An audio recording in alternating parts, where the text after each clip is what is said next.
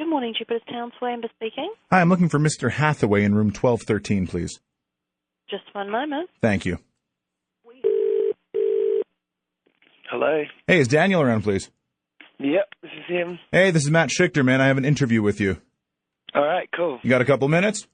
Yep, Awesome. Mr. Hathaway, eh? that's the one. You always go under that? No, not always. A lot, though. Yeah, is there a significance behind it? It's No. like, not at all, just a random name. Sounds classy, though. Yeah, it does sound classy. What time is it there for you? 20 past 10 in the morning. Good God. You're awake early. Are you just... This is unnatural for me. I feel for you. I feel bad that I'm calling you in the mornings. It's like 6:30 at night for me. Oh, you get a good time slot. So how are you, man? Things going well? Yeah, pretty good. We're right in the middle of a tour at the moment, so... Is this the Big Powderfinger tour? Yeah, so we've been on the road for, I don't know, pretty non-stop for about 4 months or something, but this tour's, I think we're at about show 30 or show 28, and we've got about 5 or 6 more. Now, the song's getting better as the tour goes on? Are you figuring out ways to maybe jam them out more, change the riffs up a little bit? Yeah, they're constantly morphing because as you play each night, you figure out new things that you can do, and you figure out things that you definitely shouldn't do. Anything that you've been playing live now? Maybe you figured out a riff on a song that you maybe had wished you had put on one of the records? Yeah, that happens. That happens with every record that we do, though. After a while, you think of new things and I wish I could have done that. But I guess when you're making a record, it's really, to me, it's all about getting the essence of the song, and then from then on, the whole live experience takes on a life of its own. Mm-hmm. You need to come back to Canada. We miss you. Yeah, we would love to, man. It'd be really cool if we could get back there. Last time we were there, we had heaps of fun. Let's talk about this new record. I got to be honest with you. I was scared to put it on. Diorama, it is a perfect record. Thank you, man. I think, with Young Modern, it was really important to me to not try and do kind of Diorama Part 2, you know. So I was just trying to think of a new way to approach music and to kind of leave Diorama alone and stop trying to get bigger and bigger with every record. I really wanted this record to be a different direction and to focus more on the band and to make like a psychedelic pop rock or heavy rock record. That was the goal, as opposed to making another big orchestral epic rock record. I really wanted this record to be a lot more funky and a lot more fun and more adventurous. Yeah, well, you mentioned funky. I was just listening to Waiting All Day. You got that little honky-tonk piano line going on in the middle in the breakdown there. Well, it's like, I think Young Modern's a lot more playful than Diorama. Like, in a lot of ways, it's a lot more, it's a lot more eccentric. It's also, I think it's probably our most ambitious record, but at the same time, I think it's also probably the poppiest record we've done. Yeah, my brother told me something like you were listening to Spice Girls to try and get a feel for this record. Is that true? Yeah, it's kind of been taken out of context. I was listening to a lot of stuff, but I did anything from, Kraftwerk through to the Beach Boys, through to Spice Girls. I was just listening to a whole different kind of bunch of songwriters and genres of music just to try and wrap my head around everything before I started. You mentioned Beach Boys, and obviously it makes me think of Van Dyke. Does he work on this record too? Yeah, he worked on... Actually, I was playing him demos when I was writing the record before we even knew it was a Silverchair record, and we actually recorded all the strings on Young Modern in Prague at a studio that David Lynch works at. No way, that's cool. Yeah, it was pretty amazing. Prague, random place to go recording. Yeah, well, they had really, really great players, and Van Dyke had heard about them, so... Yeah, as soon as we funded this record ourselves, so we kind of, as soon as we realised we were doing the strings in Prague, we had to go and play a couple of shows to pay for it. Hey, well, it's working out now. It seems to be like, is it the biggest album of your career? I think I heard that somewhere. I don't know, to tell you the truth. You'd have to ask our manager. I don't really pay attention.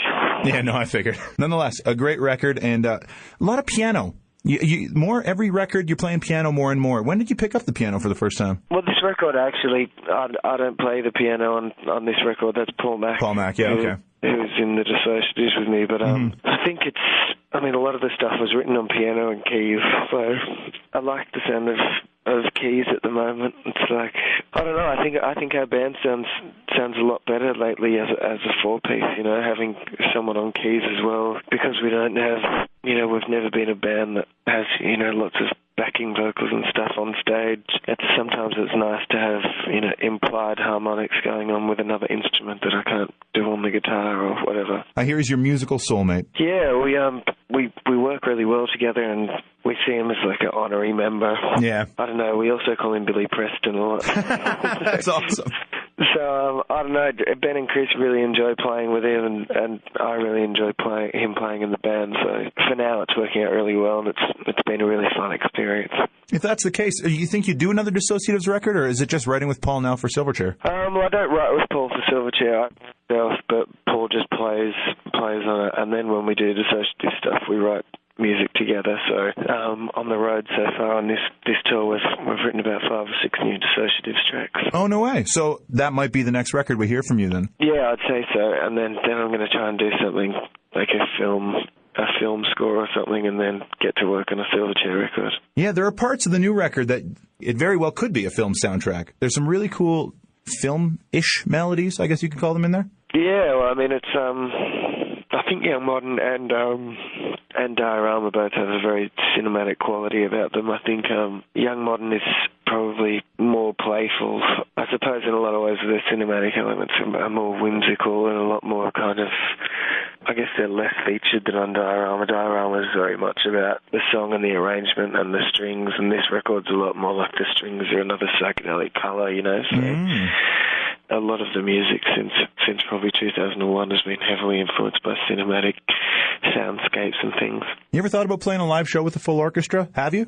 We've never actually done it. We've been offered and we've contemplated it a lot of times, but we're yet to do it. We're not opposed to it. We want to try it one day, but I might wait till we do one more record before we commit, so we've got a lot of material. Oh, yeah, that'd be good. Good call. I heard you wanted to do a movie with Van Dyke Parks. What's going on with that? Is that actually coming to fruition, or was it just kind of an idea that you threw out there once?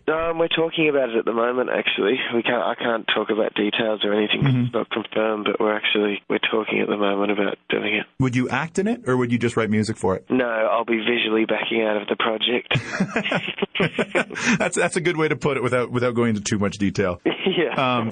The artwork for Young Modern, based on the Distill movement, songs off Diorama, very surreal, influenced by Dolly, Brett Whitley. I know you're a big fan of his. Did surrealism or any particular art influence Young Modern? I mean, the song Young Modern Station, even the third line, I think, on the record itself, is Dead Dolly Days Behind Us. Yeah, I think a lot of my music is influenced by visual art. So it's always, like we were talking about before, a lot of my music is influenced by cinema. And I mean, Diorama was really heavily influenced by, the surrealist movement. This record's a lot more influenced by things like Magritte and Mondrian, and I think it's a lot more kind of trying to emulate a sculpture as opposed to a painting. A little more 3D then. Yeah, when I think of Diorama, I definitely think of big canvases with lots of detail. And when I think of this Young Modern, I think of more like a sculpture or a collage or something.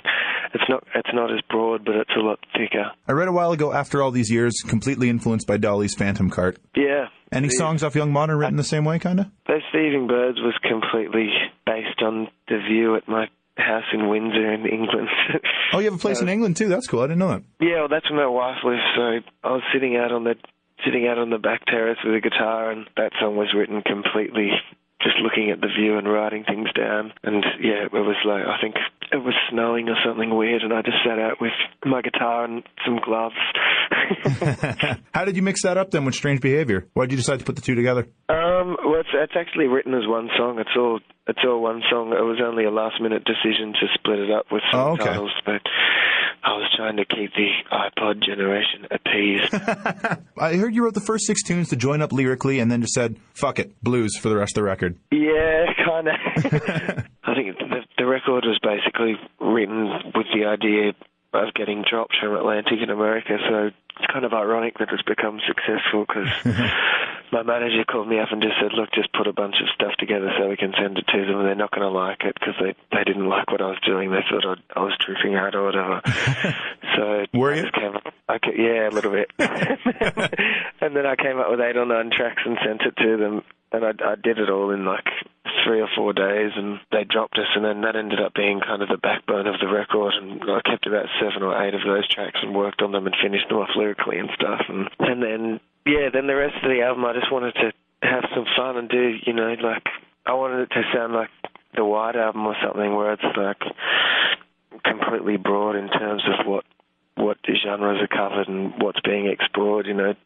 There's stuff like Mind Reader that just sounds like the Rolling Stones meets Captain Beefheart, and then there's stuff like, yeah, Thieving Birds and Strange Behaviour, which almost has like a... Mother Nature's Son, kind of. Yeah, it has like a big kind of psychedelic quality to it, and, you know, things like Straight Lines, which is like a lot more modern and a lot of synthesizers and things like that. So I don't know, I think it was just about exploring different genres and yeah, trying to have fun with music. Tell people about Straight Lines. It was written, I was just trying to write something that had the same feeling as when you listen to the Ronettes or something from the 60s. Like, it's not a Motown song by any means, but it was definitely influenced by that feeling of, you know, listening to Marvin Gaye or Otis Redding or something. I wanted to make something that felt really, really positive and felt epic, and I knew it was going to be the first single, so lyrically I wanted it to feel like there'd been a transition and to feel like I've ended in a place that was different to any of the other Silverchair records.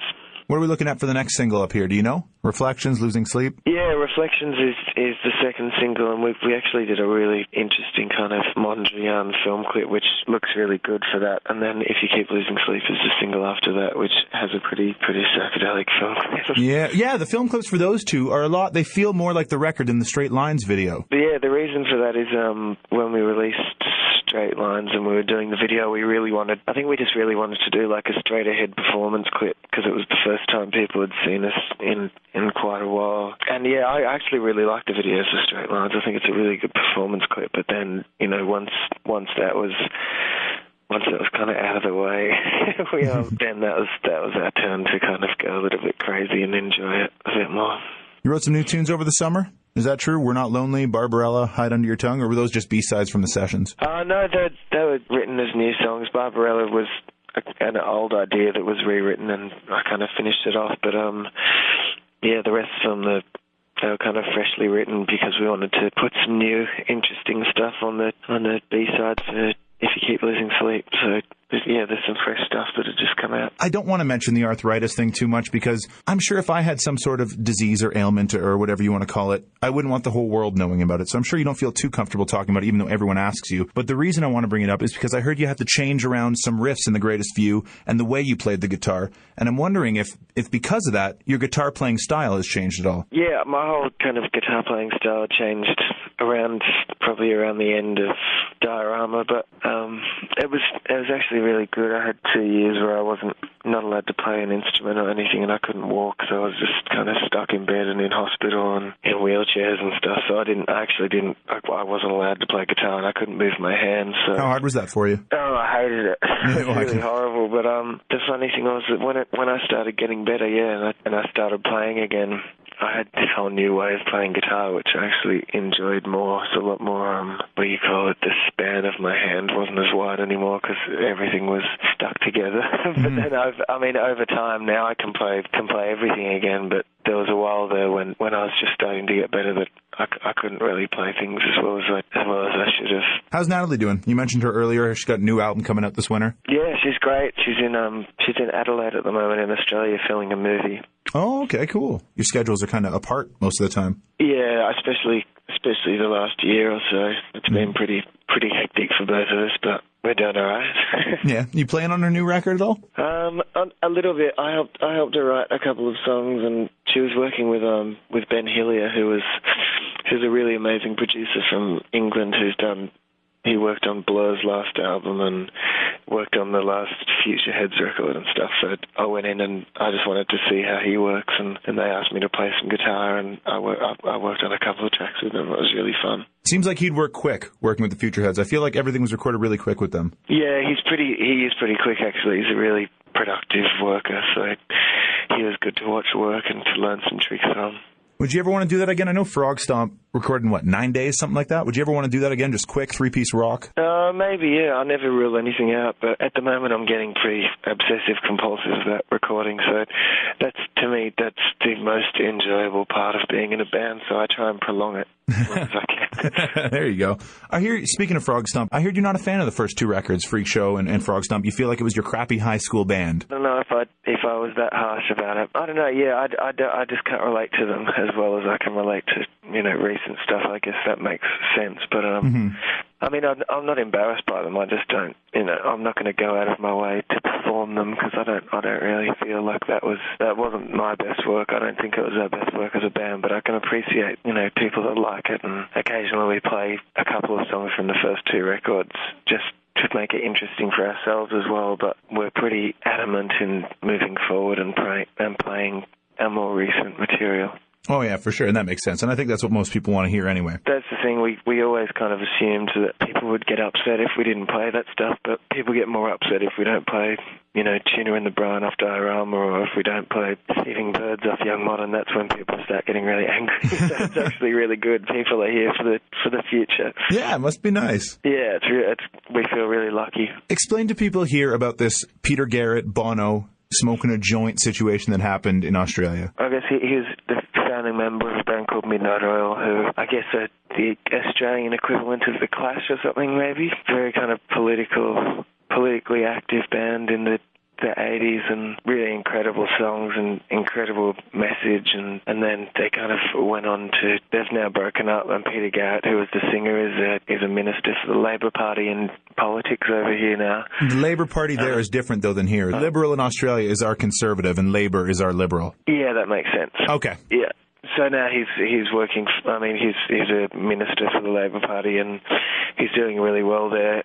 And I was just doing an interview one time, and I was talking about a time me and Peter Garrett were at a house in Sydney with Bono, and I was playing Bono the demos for Young Modern, and when I started saying it, I started realising that I was sounding like a name dropper, I guess, and I started getting self-conscious, so I just made a joke about smoking a joint, and next thing you know, I didn't realise the political consequences of saying that about a politician, so I got in a lot of trouble, and I called up Peter Garrett and was very, very apologetic, and he actually didn't care. He knew it was a joke, but everyone else, I guess when you're in politics, people have snipers out, and they're just waiting for one small mistake so they can shoot you down. Oh, yeah, especially. That's true. It's like almost the John Lennon Jesus comment, it feels. It seems like there was a lot of press for something that wasn't really all that important. Well, yeah, it was, I really couldn't believe how much attention was brought to it. I thought it was absolutely ridiculous, but I mean, it's funny now, but I won't be rushing out to do it again. Yeah. I ask every band 5 questions. I actually asked Ben 5 questions, these same ones when he was doing the Tambourine thing. iPod or CDs? Oh, shit. iPod. Lennon or McCartney? What? I would like to say iPod, but as long as you get the entire album and don't just pick a single.